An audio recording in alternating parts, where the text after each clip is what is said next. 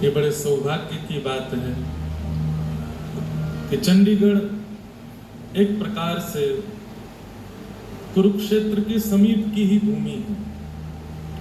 भगवान ने गीता का वाचन कुरुक्षेत्र में किया तो जिस प्रकार हमारे वृंदावन की जो सीमा है वो 84 कोस में विकसित है, ऐसे ही आसपास के क्षेत्र जो कुरुक्षेत्र के हैं वे भी एक प्रकार से गीता की भूमि है।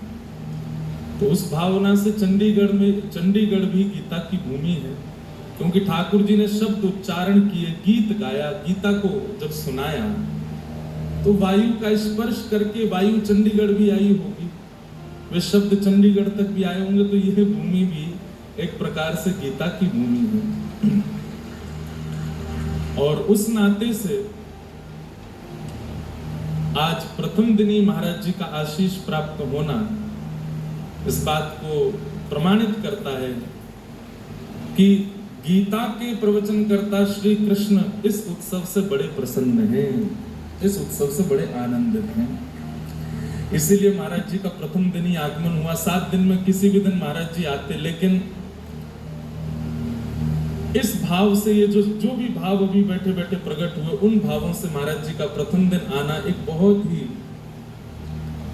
भगवत प्रसन्नता का संकेत है। शुभ संकेत तो कथा जिस दिन फाइनल हुई उसी दिन से शुभ संकेत थे, लेकिन ठाकुर जी प्रसन्न हैं, ठाकुर जी खिलखिला रहे हैं, ठाकुर जी आनंदित हो रहे हैं, उसका संकेत महाराज जी का आगमन हुआ। तो जो महाराज जी के श्री चरणों में बारंबार प्रणाम करते हैं, साथ ही हमारे मध्य में श्री गंगा मैया के भाव लेकर के और तुलसी मानस मंदिर हरिद्वार से परम पूजनीय प्रातस्मरणीय पूज्य श्री अर्जुनपुरी जी महाराज पधारे हैं, आपको भी बारंबार प्रणाम। महाराज जी से कुछ वर्ष पहले का मेरा बड़ा अच्छा एक संस्मरण है।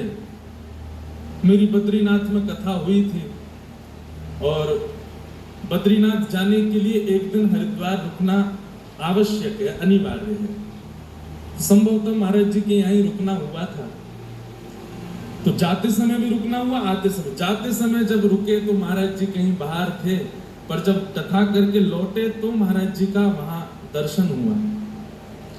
तो महाराज जी ने प्रसादी के लिए अपने कक्ष में बुलाया। बहुत अच्छी मतलब बहुत अच्छी कथा है, बहुत दिन बाद याद आई है, सुन लो अभी।